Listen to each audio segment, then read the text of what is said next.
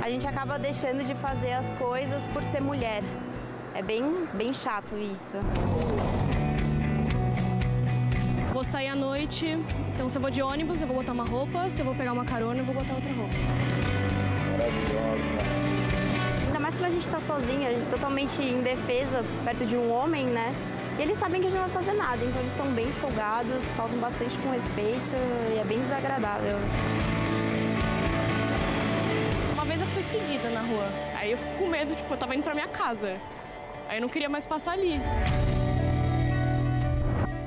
São Paulo ganhou até um mapa onde as mulheres podem registrar assédios sofridos na cidade. A campanha Chega de Fio-Fio foi criada pela jornalista Juliana de Faria, que diz: esse tipo de investida masculina explica a cultura por trás de muitas violências. A gente quer retomar nosso direito à rua. E não é só para caminhar daqui até ali. Acho que quando a gente fala de assédio, é isso. A gente está falando de uma cultura machista muito grande, que ainda olha a mulher como objeto, que ainda desumaniza a mulher. O assunto gera muita conversa, polêmica e mostra como o senso comum ainda não é nada comum. A mulher é da casa e quem sai é um homem. O homem quem vai no bar e a mulher que fica em casa. A mulher que começa a fugir desse padrão já não é muito reconhecida lá pra gente. O homem não é que é machista, mas tem coisas que o homem não aceita. Você vai sair com a mulher, tipo, super curta, com todo mundo mexendo, o cara não vai aceitar. Eles acham que porque a mulher pode usar uma roupa curta, um vestido, uma blusa mais decotada, eles têm o direito de mexer e falar coisas indevidas, desrespeitosas até, por causa de uma roupa. E a mulher tem o direito de usar a roupa que ela quiser. Mais da metade dos usuários do metrô de São Paulo são mulheres, com idade entre 18 e 34 anos, de classe média. Elas usam o serviço pelo menos 5 dias por semana, numa jornada dupla de trabalho e estudo. Ou seja, uma rotina que inclui vagão lotado e horário de pico. Já passou por algum tipo de constrangimento com homens? Sim, aí eu procuro ficar sempre encostada na porta para não ficar próximo. Sim, significa bastante? Várias vezes? Algumas vezes, sim. Como é que é pra senhora, como mulher, encarar esse vagão lotado todo dia? É horrível. Horrível. Se sente insegura? Muito. Nós que pegamos o metrô todos os dias nos horários de pico, com certeza vê os assédios assim... O tempo todo? Absurdo, né? Absurdo. Eu já fui assediada. Eu fui chorando da Estação Patriarca até a Sé e ninguém fez nada. Não é exagero dizer que a mulher brasileira vive uma rotina de medo. Se eu tiver que caminhar, eu volto mais cedo, porque na verdade eu tô voltando do cursinho. Então eu perco alguma aula e volto mais cedo. Minha mãe não me deixa, ou tipo assim, meu irmão vai me buscar. A gente fica com muito medo. No ônibus, por exemplo, a gente senta do lado de mulheres. No metrô, a gente fica do lado mais próximo das mulheres. Nós não chegamos perto dos homens porque, assim, não são todos que dá para confiar. A mulher está sempre mais vulnerável. Então, inclusive, para evitar qualquer tipo de problema, normalmente meu marido me espera no ponto.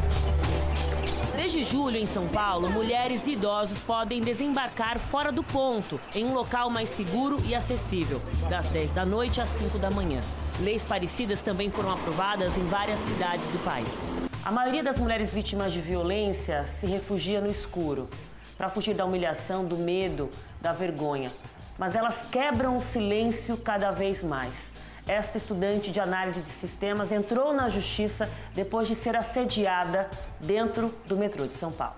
O trem estava muito cheio naquele dia, muito lotado mesmo o vagão.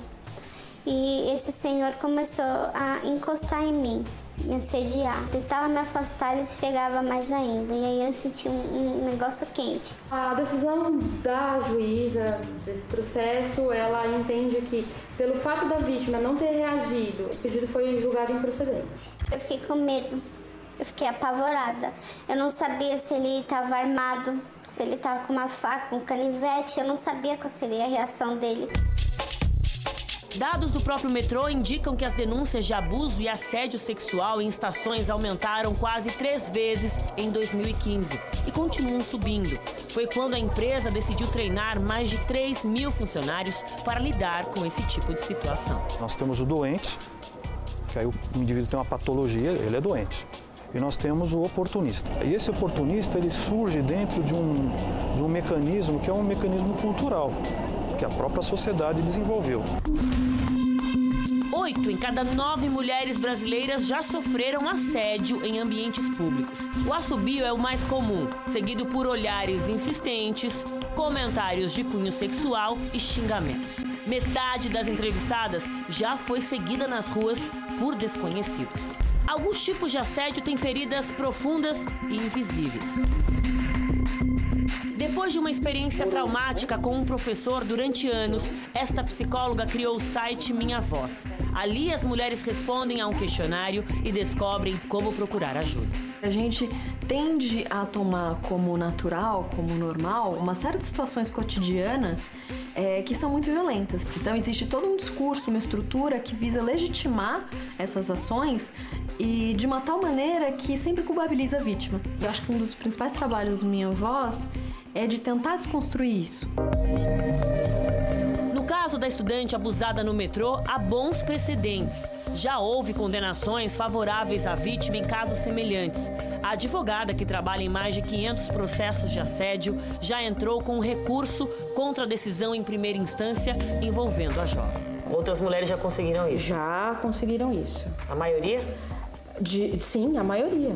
A maioria. É a insistência? A insistência. A gente tem que recorrer, sim. Como é que você está se sentindo, gente, como mulher? Abalada, psicologicamente, humilhada. Hoje em dia, para mim sair de metrô, ônibus, quem vai comigo é minha mãe, porque eu não saio mais sozinha. Eu acho que a gente está trazendo essa conscientização para os homens, mostrando que isso não deve mais ser feito, não deve ser tolerado, e para as mulheres também. E não é vitimismo, não estou falando de mimimi, como as pessoas costumam dizer, né? Estou falando de realmente entender o seu papel de vítima, porque é só a partir daí que a gente consegue buscar solução.